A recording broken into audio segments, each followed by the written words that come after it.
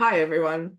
So what I wanted to talk about in this video is the role of Livia in thinking about the imperial image of Augustus.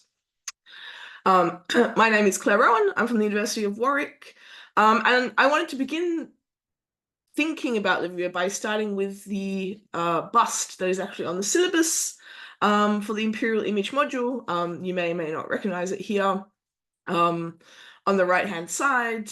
So this is a bust of Livia that survives from the reign of Augustus. It's made out of basalt. That's why it's this darker material. And the reason we know that it dates to the reign of Augustus is the hairstyle of Livia, actually. She has one particular hairstyle with kind of, front loaded here over her forehead. This is called a nodus in Latin. And under Tiberius, this hairstyle changes. So it's on the basis of the hairstyle that we can date the portrait. As you'll no doubt notice, the portrait has no jewelry. It's quite austere. It's very plain. And it is this representation of Livia as a proper Roman matron. What's interesting is when we begin to think about the context of this portrait. So we don't really know where it was found. It's currently in Paris in the Louvre. Maybe it comes from Rome, but there's a question mark around that. But what I find interesting about the portrait is how relatively rare portraits are of Livia, particularly in the Roman West. And this has been discussed by a scholar named Mary Boatwright in her recent book, Imperial Women of Rome. And she makes the point, actually, how visible was Livia to the Romans living in the Roman Empire, outside of the elite living in Rome, who actually saw Livia. Boatwright makes the point that Livia very rarely traveled with Augustus to the provinces, and that she made relatively few public appearances. In the Republic, there was no tradition of putting up public statues for women. So the portrait that we've seen here, there was no tradition in the Republic of public portraits like that. It was only in 35 BC that Octavia and Livia were given the right to be honored by public statues, and that's recorded in Cassius Dio. And so there was, I think, in Rome, a lot of discomfort about the public presentation of Roman women.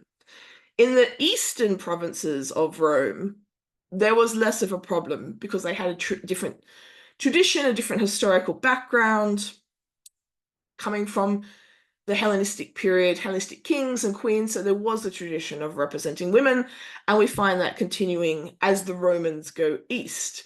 But in the West, there was not such a tradition.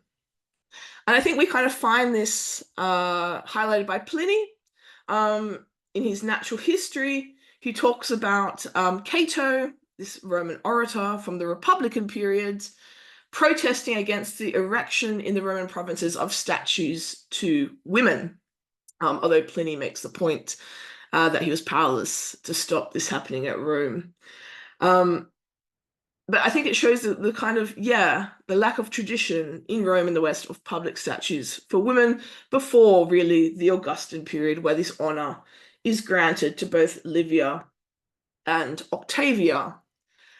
And this context, I think, highlights or kind of reveals another phenomenon that's quite significant when we think about Livia and the role of Livia in the Augustan Principate. And this is the question, where is Livia on the Roman imperial coinage? If you look at the prescribed sources for the imperial image, there are no coins with Livia on them. And in fact, when we look at the coins issued under Augustus by the Roman government, Livia isn't there. She's not there, complete blank. And this is probably due to the fact that representing women publicly, well, in the Roman West, the Latin-speaking West, was something relatively new. So there might be a representation of Livia, although we're never quite certain, on this particular coin of Augustus, which shows the description, a female figure draped, holding a branch and scepter. And the legend on this coin, Pontiff Maxim, refers to Augustus's position as Pontifex Maximus. You'll see that there's nothing that suggests that this is Livia, but under Claudius, under the Emperor Claudius, so much later on in time, we find coins issued that show the divine Augustus on one side, and we know he's deified here because he wears this spiky crown. It's called a radiate crown. This signals that he has been deified. And on the other side, we find a representation of the deified Livia, who's called as such with the Latin legend Diva Augusta. And so some scholars have suggested that maybe because of this later representation, where clearly this is the deified Livia, maybe this earlier coin under Augustus also shows Livia. But it's very ambiguous. It's not clear. And I think most people using the coin would not have seen Livia. The situation, as I mentioned, is quite different in the East and in the Eastern provinces. There we do find Livia represented on coins, and I've just given one example here for you. So there's the Roman Imperial coinage, which is issued by the Roman government, comes out of Rome and the other imperial mints. But at the same time, under the Augustan period and throughout the Roman Empire, cities in the provinces could also strike their own money. And these coinages reflect local culture, local concerns, and local conceptualizations of the imperial family. So this coin was struck by a city called Magnesia ad Sipylum. That's here, in what was called Asia Minor in the Roman world, sort of modern day Turkey. And on this coin, you'll see we have both Augustus and Livia side by side. So really an embodiment of kind of harmony and concord as the princeps and his wife. On the other side, we have the busts of Gaius and Lucius Caesar, Augustus's heirs. And so we really have the overall coin is a message of imperial unity, imperial harmony, the emperor, his wife, and his heirs. And what's interesting is that the magistrate at Magnesia, who was responsible for this coin, was also a priest of Augustus. He names himself on the coin in Greek. This was a Greek-speaking city, and his name is Kilos Dionysius. He's the son of someone called Dionysius, and he calls himself the priest of Augustus. This same individual also strikes a coin that shows Augustus on one side and Livia on the other. So the image of Livia and Augustus in Magnesia would be different, for example, than what we find in Rome. And in general, the Eastern provinces were eager to embrace the full imperial family. If we go back to Rome, however, we do find some representations of Livia on coin-like objects are Roman tokens.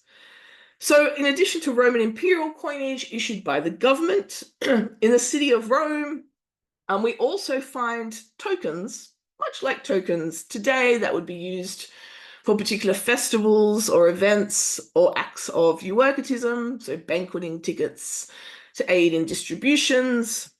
And these were created by a variety of individuals. So not necessarily the emperor, not necessarily the imperial family, but people from all walks of life, by groups, by associations. Most of the time, we don't know who was responsible for these tokens, but they do show us a much broader image of how the imperial family and Augustus was conceptualized. So what I've included here are two kind of artifacts that are relevant to tokens. There are two types of tokens in the city of Rome. There are tokens made out of bronze or brass, which were struck like Roman coins with dies. And then we also have lead tokens that were cast from molds. And I've got an example of one mold half there, which would have made triangular coins, triangular tokens, sorry, with the letters RUB, probably someone's initials.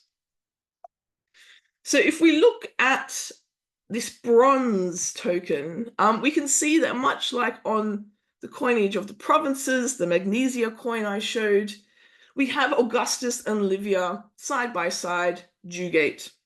That's kind of technical term to describe this arrangement. We don't know when this token was made, but because Augustus is wearing a laurel wreath and not the radiate crown, it's likely he's still alive at this point. And on the other side of the token, we have the letters AUG. This is an abbreviation of Augustus.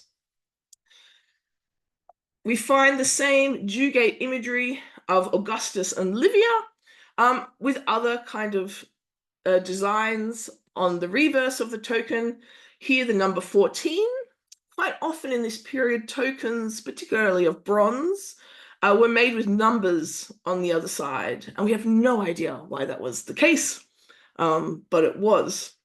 So here is a creation in the city of Rome showing Augustus and Livia as a symbol of kind of marital harmony. And we also have tokens that show Livia by herself. So here you'll note there's no identifying writing to tell us that it's Livia, but we think it is Livia from the hairstyle. And you recall the portrait we looked at earlier.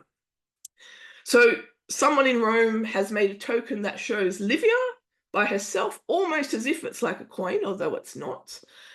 Number 4 on the other side here. And it's remarkable because we don't have these types of portraits of Livia on the Roman governmental currency itself, but clearly people understood or embraced her role within the imperial family and created their own artifacts accordingly. So just to sum up this kind of brief discussion of Livia, I think the takeaway point is to say that Livia and the representation of Livia, it varied according to what region you lived in and according to your social group. The Roman elite may have had first-hand experience of Livia, but people living outside of Rome may never have seen her in person. And if you lived in the East, you were more likely to encounter the representation of her than if you lived in the West. I also wanted to say, if you wanted to know more about Roman tokens, they show a lot of things, actually. You can check out the online exhibition that's up at the Hunterian Museum, The Roman World in 10 Tokens. If you click on the link there, it takes you to the website, and you can click onto related items and see a whole list of tokens and what they show us. So I hope you've enjoyed this brief look at Livia and the role of Livia under Augustus, and I hope you enjoy learning more about tokens.